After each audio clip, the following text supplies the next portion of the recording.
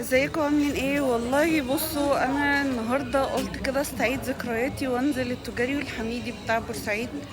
عايزه اقول لكم عندهم حاجات حلوه جدا والاسعار خطيره. يعني فعلا انا رحت القاهره، رحت المنصوره، رحت كذا مكان. الاسعار فيه غاليه جدا، بس هنا الاسعار فعلا حلوه.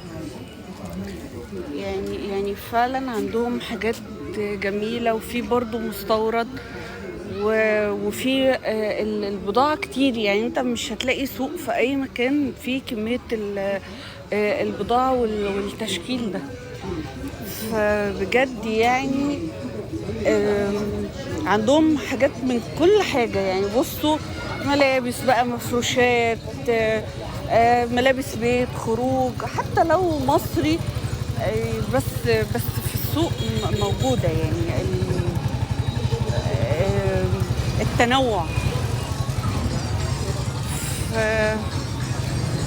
فأتمنى بجد إن لو الناس فعلا متاح ليها إن هي تروح تشتري، تنزل الأسواق هنا وتشتري، وهتلاقي كل طلباتها في مكان واحد.